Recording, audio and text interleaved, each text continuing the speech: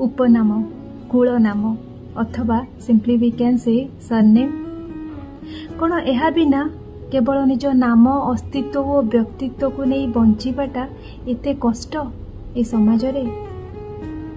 कहीं निज अंतर्निहित अस्तित्व को हराई मनीष आज बांधी होई रही जाइछि निज उपनामर एक अदृश्य शिकुली रे।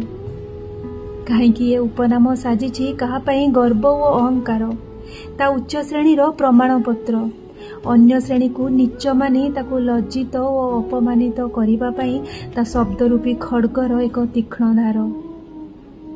आउ कहीं केबे केबे ए उपनामर छाया रे मनीषर मेधा, योग्यता और दक्षता हारी जाए।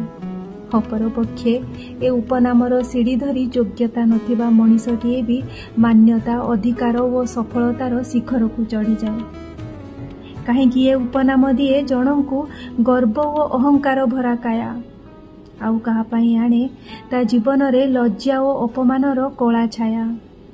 कहीं जनक पई साजे ता आशार आधार, ता चाकिरीर अवसर, आउ कहा जीवन रे आने असफलतार अंधकार। कहीं भिन्न एक उपनाम जोगु बहुटी शाशु घरे हुए तिरस्कार। बेले बेले अंतरर गभीर शांति को आघात करे एक अदृश्य प्रश्न, कौन ए उपनाम ही निर्णय करिवो? कौन ए उपनाम ही निर्णय करिवो आम श्रेणी, आम सम्मान, आम अस्तित्व, आम योग्यता, आम मान और अपमान?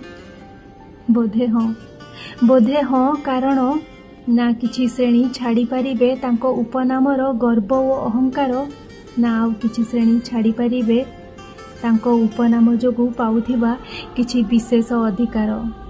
ए उपनाम और कुलनामर जुआ खेल रे केउठी योग्यता हारिबो तो केउठी मानविकता लज्जित हेबो निरंतर।